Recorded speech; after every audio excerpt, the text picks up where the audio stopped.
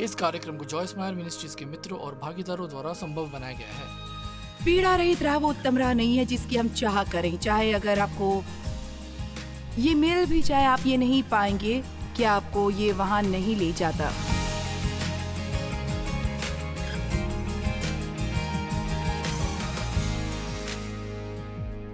हम बात कर रहे हैं प्राण के चंगाई की। आप एक आत्मा है, आपका एक प्राण है, आपका एक शरीर है।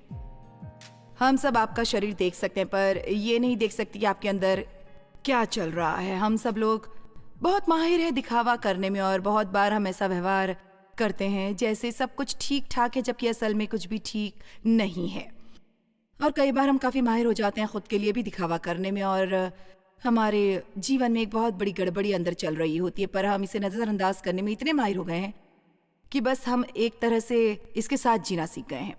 मैं सोचती हूँ पता नहीं कितने लोग इतने निम्न स्तर का जीवन जीते हैं जहाँ तक शांति और आनंद का मामला है, और जो कुछ उनके पास उपलब्ध है, पर वो इतने अरसे से उस अवस्था में रह रहे हैं, उन्हें ये भी नहीं पता कि इसमें कुछ खराबी है। जानते हैं, आप इतने अरसे तक निष्क्रिय रहते हैं और आप ये समझ भी नहीं पाते कि आपके लिए इससे बेहतर जिंदगी उपलब्ध है।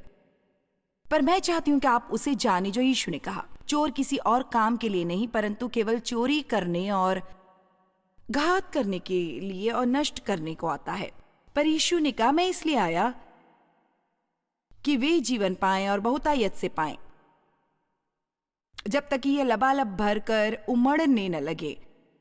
हम अपने रोजाना के प्रोग्राम को कहते हैं प्रतिदिन के जीवन का आनंद, क्योंकि मैं नहीं सोचती कि यीशु ने हमें केवल इसलिए उद्धार दिलाया ताकि हम दुखी बने रहें जब तक कि वो मधुर दिन ना आए जब हम अपने घर में स्वर्ग में जाएंगे। मेरे ख्याल से अनंत जीवन शुरू हो जाता है उसी पल जब हम यीशु मसीह को स्वीकारते हैं, और हम मेरे ख्याल से ये परमेश्वर को दुख पहुंचाता है जब आप अपना जीवन आनंदमय तरीके से नहीं गुजारते और हम अपने पश्चिमी समाज में कार्य समाप्ति के प्रति इतना झुकाव रखते हैं। मेरे ख्याल से हम कई बार भूल जाते हैं कि परमेश्वर ने 6 दिन काम किया सृष्टि में हर चीज की रचना करने के लिए। उन्होंने विश्राम किया, तो आदम का संसार का पहला दिन था विश्राम का दिन, और हम बस इसे उलट ही देते हैं। हम बाकी सब चीज पर काम को महिमा मंडित करते हैं, और बेशक हमें काम करना चाहिए और आलसी नहीं होना चाहिए, पर परमेश्वर चाहते हैं कि हम जीवन का आनंद लें। वो चाहते हैं खुद का आनंद लें, बच्चों का आनंद लें, उन्हें पाले पोषें, अपने बच्चों का आनंद लें, बस किसी से विवाह करके उसका मजाक न बना लें। बाइबल में ये लिखा है कि एक पत्नी को अपने पति का आनंद लेना चाहिए। खैर, आप लोग इस पर बयान देंगे या खामोश रहेंगे? शायद मुझे पीछे हटकर इसे दोबारा आजमाना चाहिए। बाइबल में ये लिखा है कि एक पत्नी को अपने पति का आनंद लेना चाहिए। धन्यवाद। और आपको खुद का आनंद लेने की जरूरत है। आपका एक घर है, इसका आनंद लेने के लिए समय निकालिए। बस कूड़ते ही ना रहिए कि आपको इसे हमेशा इसे साफ करना पड़ता है। इसका आनंद ले। जैसा कि मैंने सुबह कहा था, यदि आप अपनी नौकरी से नफरत करते हैं तो जाइए एक ऐसी नौकरी लीजिए जिसका आप आनंद ले सकते हैं। उन चीजों पर अपना पूरा जीवन मत गवाइए जो आपको नापसंद है। आप में से कितनों को अपने जीवन का आनंद लेने की जरूरत है? ओके, जानते हैं हम नहीं चाहते कि हम बस जीने भर को जिएं और एक दिन करते बहते चले जाएं और हमेशा सारा समय बस जीवन बिताने की रचना बनाते रहें। जानते हैं, जब मैं बड़ी हो रही थी मैंने मुख्यतः हर दिन बस बचे रहने की कोशिश की थी। मैं उस दिन का इंतज़ार कर रही थी कि मैं 18 साल की होती और अपना घर छोड़ती और उम्मीद है कि सुखी जीवन जी सकती। पर मैंने सोचा यदि मैं अपनी उन समस्याओं से दूर चली गई जिनमें मैं पली बड़ी, तो फिर मुझे कोई समस्या नहीं रह जाएगी। पर मैं असल में इसे अपने साथ ही ले गई। ये मेरे प्राण में बस छुपी थी और ये मेरे जीवन के हर क्षेत्र में प्रतिकूल प्रभाव डाल रही थी। पर असल में फुल टाइम गंभीर मसीही होते हुए जानते हैं कि बहुत बड़ा अंतर होता है बस रविवार को चर्च जाना और सचमुच समर्पित होना उसे सीखने के प्रति कि कैसे उस जीवन को जीना है जिसे देने के लिए यीशु ने अपनी जान दी। क्या मैं ये दोबारा कह सकती हूँ? मेरे ख्याल से कोई जो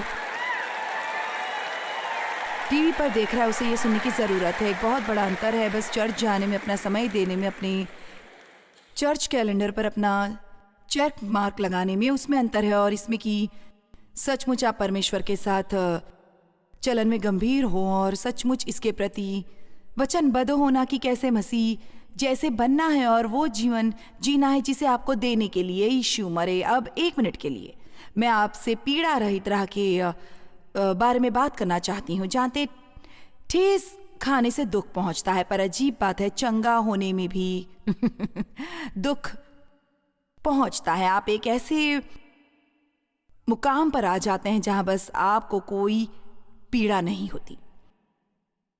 पर उस कारण का एक भाग ये भी है कि क्यों इतने लोग टूटा जीवन बिताते हैं, क्योंकि चंगाई की प्रक्रिया में भी पीड़ा होती है।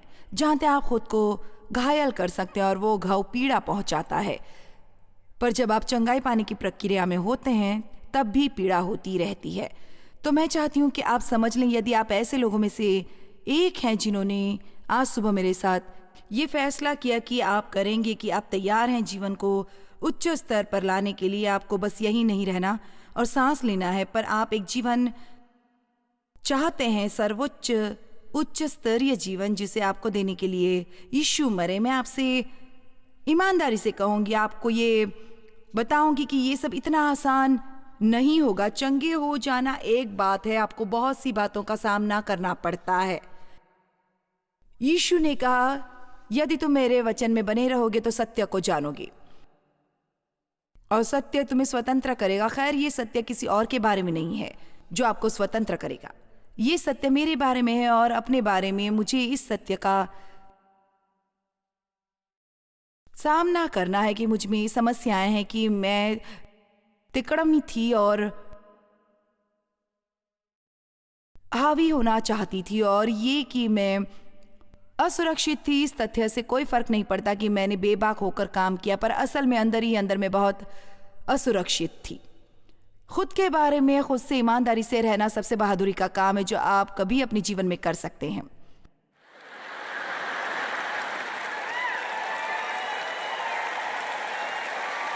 परमेश्वर आपको जानते हैं और हर हाल में वो आपसे प्रेम करते हैं, और आपको ये सीखने की ज़रूरत है कि आप कैसे स्वयं को जाने और हर हाल में स्वयं से प्रेम करें। मुझे वो हर बात पसंद नहीं जो मैं करती हूँ, पर मैं ज़रूरत से ज़्यादा खुद आनंद उठाने की कोशिश करती हूँ। मैं असल में सोचती हूँ कि हम परमेश्वर की बेइज्जती करते हैं यदि हम स्वयं से नफरत करते हैं और ख़ुद से अच्छा रिश्ता रखने से इनकार करते हैं, क्योंकि हम संपूर्णता की परिकाष्ठा नहीं है जो हम सोचते हैं। यीशु संपूर्ण लोगों के लिए नहीं मरे, वो उन लोगों के लिए मरे जो असंपूर्ण है, और उनमें ये त्रुटियां जारी रहेंगी जब तक वो हमें लेने के लिए वापस नहीं आ जाते। बाइबल में लिखा है, वो भले चंगों के लिए नहीं आए, पर वो उनके लिए आए जो बीमार थे पूरी तरह। आमीन। इसलिए मैं परमेश्वर की सहायता पाने के योग्य ठहरती हूँ, और आप भी। पर स्वाभाविक तौर पर यह ऐसा है जैसे हम हैं। हमारा शरीर हमेशा पीड़ा रहित मार्ग की तलाश करेगा, और इसलिए मैं आपसे स्पष्ट कर देना चाहती हूँ कि यदि आप सचमुच भले चंगे होना चाहते हैं तो इसके लिए कुछ चुनौतियां आएंगी, और यह अति शीघ्र नहीं होगा। यह होता है थोड़ा थोड़ा करके। परमेश्वर आपको बदलते हैं महिमा दर महिमा। पर अच्छी खबर यह है कि यदि आप संपूर्ण बहाली की राह पर हैं तो कम से कम आप कहीं जाने की राह पर तो है। क्या आपने मुझे सुना? और ये उससे कहीं बेहतर है कि आप बस कहीं अटके रहे। 2 तरह की पीड़ाएं हैं जिनके बारे में हम आज बात कर सकते हैं, बदलने की पीड़ा या कभी न बदलने की पीड़ा। और वहीं बने रहने का ख्याल सचमुच मुझे बहुत डरा देता है। मेरा मतलब है कि ये मुझ में कंपकपी पैदा कर देता है, ये सोचना कि मैं अभी भी उसी तरह हूं जो मैं हुआ करती थी 42 साल पहले। अब बहुत सी पीड़ा झेलने पड़ती है वहां से यहां आने में। पर पीड़ा से ज्यादा आनंद रहा है, और मैं निश्चय ही बहुत प्रसन्न हूं कि परमेश्वर ने मुझे अनुग्रह दिया कि मैं हार न मानूं। और आपको अपने दिमाग में ये रखना होगा कि हर छोटी छोटी प्रगति जो आपको मिलती है कि आप वो प्रगति किसी और के साथ साझा कर सकते हैं। लोगों के ऐसे लोगों को देखने की ज़रूरत है जो पार पाते हैं। उन्हें ये जानने के लिए हौसले की ज़रूरत है। यदि आप ऐसा कर सकते हैं तो शायद मैं भी ये कर सकती हूँ। तो यहाँ एक हवाला है किसी अंदाज या किसी अनजान लेखक का जो मेरे ख्याल से बहुत अच्छा है, जो आसानी से मिलता है वो टिकता नहीं, और जो टिकता है वो आसानी से मिलता नहीं। आमीन। एक कहावत है जिस पर मेरे पति हमेशा चले हैं, तेज तड़पता है, धीमा धांसू होता है। जो कुछ तेजी से जुड़ता है वो तेजी से बिखरता भी है, पर जो धीरे धीरे बनता है वो मजबूत हो जाता है। मुझे नहीं पता यदि आपने इस पर गौर किया या नहीं, पर परमेश्वर जल्दी में नहीं है। क्या कभी किसी ने यह जाना है कि परमेश्वर जल्दी में नहीं होते? जानते हैं क्यों? क्योंकि ज्यादा रुचि रखते हैं गुणवत्ता में बजाय संख्या में। आमीन। कभी भी इस जाल में मत फंसे रहिए कि कोशिश करते हुए कि आप कितनी बाइबल पढ़ सकते हैं हर दिन, ताकि आप खुद पर नाज कर सकें। परमेश्वर बेहतर यही चाहेंगे कि आप 2 वचनों पर 1 घंटे तक ध्यान लगाएं और इससे कुछ हासिल करने बजाय 7 अध्याय पढ़ने के बिना ये जाने कि आपने आगे क्या पढ़ा और क्या करना है। हम लोगों पर प्रभाव जमाने की आदत छोड़ना चाहते हैं। ये परमेश्वर है, वो हमें जानते हैं। तो संख्या से बढ़कर है गुणवत्ता। हमें इस जल्दबाजी में नहीं रहना है। हमें अक्लमंदी की जरूरत है कि हम बस हर चीज में आसानी ढूंढना बंद कर दें। हमें थोड़ा मजबूत होने की जरूरत है और सहने के लिए तैयार रहने की जरूरत है। जिससे हमें सहना पड़े उसे पाने के लिए, जिसे हम कहते हैं कि हम पाना चाहते हैं। जानते हैं बहुत से लोग सफल लोगों से ईर्ष्या करते हैं। लोग ऐसे लोगों से ईर्ष्या करते हैं, मुझे नहीं पता, जो फिट रहते हैं और जानते हैं फिर भी अपने 40वें या 50वें वर्ष में अच्छे लगते हैं, या जो कुछ, या आप किसी के घर से ईर्ष्या करते हैं, या किसी की नौकरी से ईर्ष्या करते हैं, या शायद आप इतने बूढ़े हो गए हैं कि आप रिटायर हों और आपके पास कुछ भी नहीं है और आप उन लोगों से ईर्ष्या करते हैं जिन्हें आप जानते हैं कि उनका आय स्तर अच्छा है और अब वो रिटायरमेंट पर हैं। हमें उन लोगों से ईर्ष्या करनी बंद करनी होगी। यदि आप वो नहीं करना चाहते जो उन्होंने किया, वो पाने के लिए जो उनके पास है। सत्य का क्षण, मैं इस बात को सुनिश्चित करना चाहूंगी कि आप इस बात को समझ लें, क्योंकि मैं ऐसी बातें नहीं बताना चाहती जो सच नहीं। यदि आपका प्राण बुरी तरह क्षतिग्रस्त हुआ है, शोषण, नकार, खोने, त्यागे जाने, लंबी बीमारी या किसी और भी चीज के द्वारा, तो वापस भले चंगे होने की यात्रा आसान नहीं होगी। ये ऐसा नहीं होगा कि भाई मैं उस कॉन्फ्रेंस में गया और मेरे प्राण में चंगाई आ गई और मैं अब सबसे जुड़ चुका हूं, मैं पूरी तरह ठीक हूं। नहीं, आपके लिए वहां बैठे रहना आसान है और तालियां बजाना और वाहवाही करना, उस हर बात की तारीफ करना जो मैं करती हूँ। पर हर बात जब मैं आपको विजय के बारे में बताती हूँ, मुझे जो हासिल हुआ है, पर मेरी विजय आपको विजय नहीं दिलाएगी। आपको अभी भी उसी चीज से गुजरना होगा। कोई बस यही कर सकता है कि आपके मार्ग को रोशन करे, पर फिर भी आपको उस मार्ग पर चलना होगा। बाइबल में लिखा है, इफिसियों 20:10, मैंने तुम्हारे लिए अच्छे मार्ग तैयार किए हैं ताकि आप उस पर चल सकें। एक अच्छा जीवन दिलाने के लिए यीशु ने हमारे लिए कीमत अदा की, पर हमें अपने तशरीफ उठानी होगी और वो करना होगा जो वो हमसे करने को कहते हैं। और यह अब आसान नहीं होने वाला है, पर यह काबिल हासिल होने वाला है। हमेशा दुखी रहना भी आसान नहीं है, बिल्कुल भी आसान नहीं है। आमीन। कोई भी तंग नहीं आया अपनी पूरी ऊर्जा दुखी रहने में डालकर और नाराज रहकर। और आप जितनी ऊर्जा मोड़ देते हैं कुछ ऐसा करने में जो किसी मंजिल की ओर जा रहा है। आमीन। All right. सकरा मार्ग और चौड़ा मार्ग, मत्ती 7:13। सकेत फाटक से प्रवेश करो, क्योंकि चौड़ा है वो फाटक और चाकल है वो मार्ग जिस पर चलना आसान है। देखो, मुझे ये बहुत पसंद है।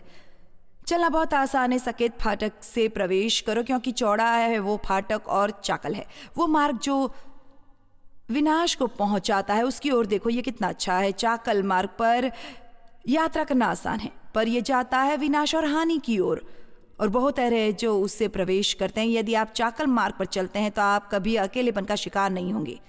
हमेशा उस मार्ग पर बहुत से लोग होंगे, क्योंकि सकेत है वो फाटक और सकरा है वो मार्ग जो जीवन को पहुंचाता है।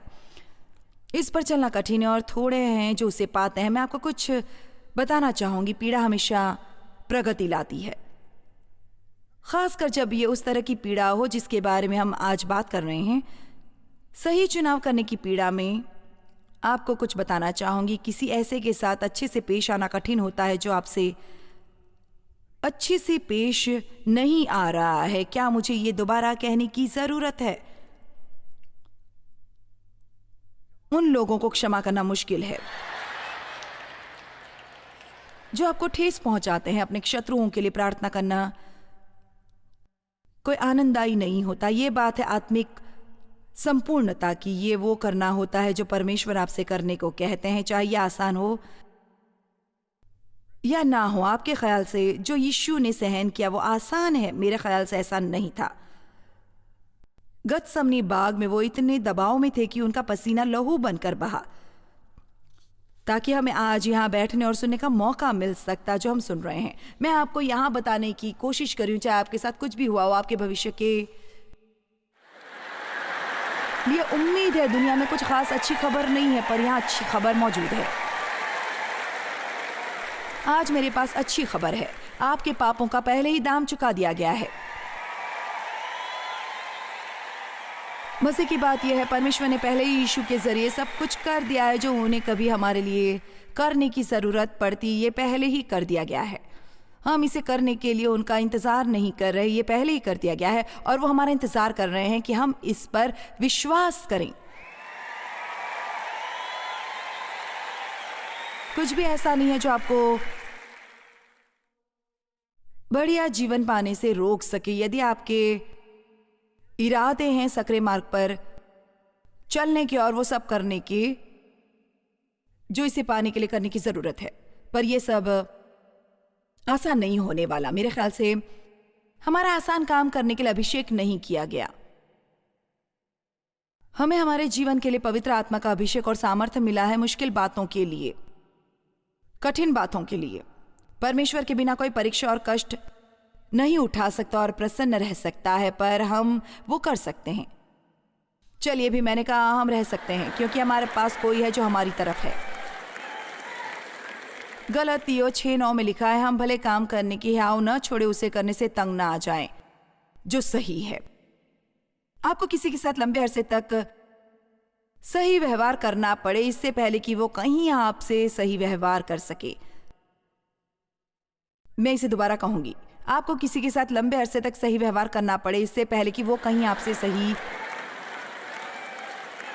व्यवहार कर सके। चलो उसे करना बंद करें जो आप करते हैं परमेश्वर से सही नतीजा पाने के लिए। चलो वो करें जो सही है क्योंकि वो सही है। चलो वो करें जो परमेश्वर के लिए सही है, इसलिए हम जो सही है उसे करने के लिए वचनबद्ध हो सकते हैं जब तक हम यहाँ हैं, और नतीजे हम परमेश्वर के हाथ में छोड़ सकते हैं। आज मैं उम्मीद करती हूँ कि मुझे यहीं पर बहुत सा फल मिल गया है। यदि मुझे अपना सारा फल यहाँ नहीं मिलता, मुझे यकीन है मुझे एक फल की गारंटी है, जैसे मैं यहाँ से समाप्त करूंगी। क्या आपको हाल ही में ख्याल आया कि अनंत काल एक बहुत लंबा समय होता है? हमेशा के लिए सचमुच ये लंबा समय होता है, और मेरे ख्याल से हमें अपना ज्यादातर समय यहाँ बिताना चाहिए, वहां के लिए तैयारी करने में। और मुझे उम्मीद है कि मेरे आज में सब कुछ मोड़ ले लेगा। और भाई मैं उम्मीद करती हूँ काश मैं हर दिन बहुत बढ़िया महसूस करूँ और कोई मुझे तकलीफ न दे और हर कोई मुझसे प्रेम करे और कभी कोई मुझे ना नकारे, और ये बहुत बढ़िया रहेगा। पर आप जानते हैं ऐसा नहीं होगा। पर परमेश्वर के अनुग्रह और दया से मैं उम्मीद करती हूँ कि मैं लगातार प्रक्रिया देती रहूंगी उस हर एक परिस्थिति के प्रति, जैसे यीशु ने किया, क्योंकि मैं जानती हूँ यदि यहाँ मुझे पूरा फल ना मिले, जब मैं पार जाऊंगी वो मुझे जरूर मिलेगा। आप में से कितने इस पर विश्वास करते हैं? आप हमेशा के लिए जीने वाले हैं। ओके, रोमियो 14 में लिखा है, समय आने वाला है जब हर मनुष्य परमेश्वर के सामने खड़ा होगा और परमेश्वर को अपने जीवन का लेखा देगा। मुझे किसी और का जवाब देने के लिए नहीं पूछा जाएगा, तो मुझे उनके बारे में ज्यादा चिंता करने की जरूरत नहीं है। मुझे खुद की देखभाल करनी होगी। यदि आप वो कर रहे हैं जो सही है, हम उससे बहुत ज्यादा चिंता करते हैं जो बाकी लोग कर रहे हैं। तुम्हें ये करना चाहिए, तुम्हें वो करना चाहिए, तुम्हें ये करना चाहिए, तुम्हें वो नहीं करना चाहिए। चलो खुद के बारे में चिंतित हो। मैं इस बात का ध्यान रखना चाह रही हूं कि जो मैं कर रही हूं वो सही है। हम भले काम करने में हियाव न छोड़े, उसे करने से तंग ना आइए जो सही है, तो ठीक समय पर कटनी काटेंगे। ये जो कुछ भी है, हम इसके बारे में इतने प्रेरित हो जाते हैं, हम ये नहीं जानते कि वो कब होगा, उस तय समय पर। उसका क्या मतलब है? मेरा मतलब है, जब मैं परमेश्वर का इंतजार कर रही थी तो वो करे मेरी मिनिस्ट्री के बारे में। ये उन दिनों की बात है जब पवित्र आत्मा बहुत ज्यादा उमड़ रहा था और बहुत से लोग थे जो कलीसिया में आए और उन्होंने भविष्यवाणी की अलग अलग लोगों के सामने। और मैं आपको ये बताने की शुरुआत भी नहीं कर सकती कि कितनी बार किसी ने दर्शकों से मेरी तरफ इशारा किया और कहा, प्रभु तुमसे कहते हैं कि भले काम करने में हियाम न छोड़ें, क्योंकि यदि हम ढीले हों तो ठीक समय पर कटनी काटेंगे। पहले कुछ बात तो इसने मुझे उत्साहित किया, फिर मैं इसे सुनकर तंग आ गई, क्योंकि मैंने ये जान लिया कि अभी भी उससे ज्यादा कुछ नहीं जानती जो मैं पहले जानती थी। पर एक बात पर आप आश्वस्त हो सकते हैं कि जब परमेश्वर ये जान ले कि आप तैयार हैं, ये जो कुछ भी हो वो आपके लिए तैयार हैं। चलिए भी, जब परमेश्वर जान ले कि आप तैयार हैं तो नर्क का कोई भी शैतान आपको इसे हासिल करने से नहीं रोकेगा।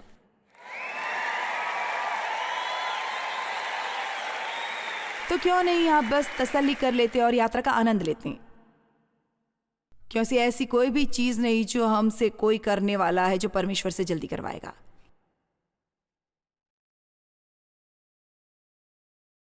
जब हम वो कर रहे हैं जो सही है और इसमें पीड़ा होती है, तो इसका मतलब ये होता है कि हम आत्मिक प्रगति कर रहे हैं। आत्मिक सिद्धता को जरूरत होती है परमेश्वर की आज्ञाकारिता की जब ऐसा करना कठिन हो रहा हो। हम बहुत उत्साहित हो जाते हैं जब ये शब्द फ्री सुनते हैं। फ्री कॉन्फ्रेंस, फ्री किताबें, फ्री। क्या आप जानते हैं, मुझे पता नहीं कि वो अभी भी बहुत से फ्री संसाधन देते हैं मीटिंग में। क्या हम अभी भी ऐसा करते हैं मैट? हाँ, हम इतना ज्यादा नहीं करते, क्योंकि मसीह एक दूसरे को मार डालेंगे बस एक फ्री किताब पाने के लिए। मेरा मतलब है, मैं मजाक नहीं कर रही।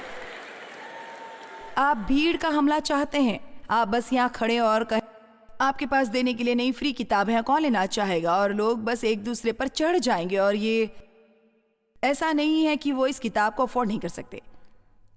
हमें बस फ्री चीजें पसंद है। मेरा मतलब है, हम फ्री चाहते हैं, सारी चीजें फ्री चाहते हैं, फ्री। पर क्या आप जानते हैं, जो आपके लिए फ्री है उसका किसी ने दाम चुकाया है। चलिए भी, उद्धार एक मुफ्त वरदान है, पर यीशु ने इसका दाम चुकाया, उन्हें इसकी कीमत चुकानी पड़ी। यह कॉन्फ्रेंस आपके लिए फ्री थी, पर दुनिया भर में हमारे सहभागियों ने इसके लिए पैसा दिया ताकि आप आए और बैठे और इस सप्ताह स्वयं का आनंद लें। हम चाहते हैं कि आप सुने उस सत्य को, क्योंकि हम जानते हैं कि सत्य आपको स्वतंत्र करेगा। और हम ये विश्वास करते कि आप किसी ऐसे व्यक्ति में बदल जाएंगे जो परमेश्वर के राज्य को कुछ देना चाहता हो, ताकि किसी और के लिए अच्छी चीजें हो सकें। पर खुद को गलतफहमी में ना रखिए, कुछ भी ऐसा नहीं जो फ्री हो। यदि आपने थोड़ा वजन हासिल कर लिया है और आपको उसे घटाने की जरूरत है, तो आपको भूखा रहना पड़ेगा।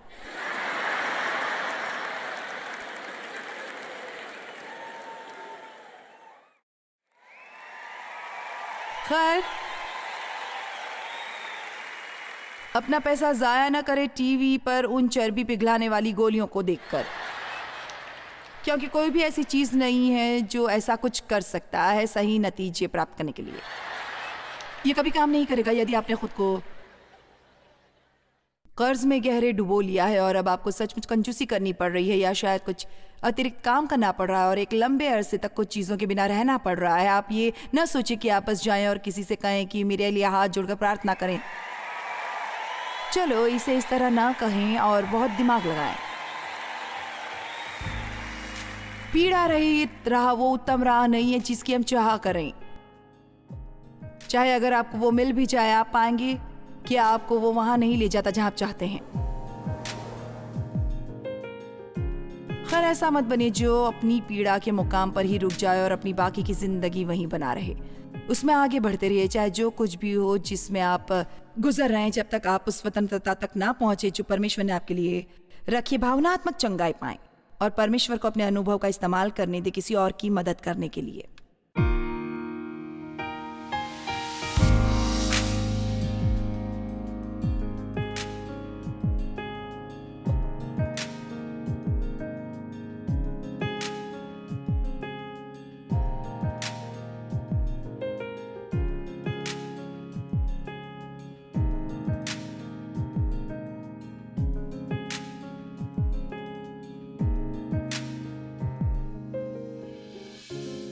इस कार्यक्रम को जॉयस मायर मिनिस्ट्रीज के मित्रों और भागीदारों द्वारा संभव बनाया गया है।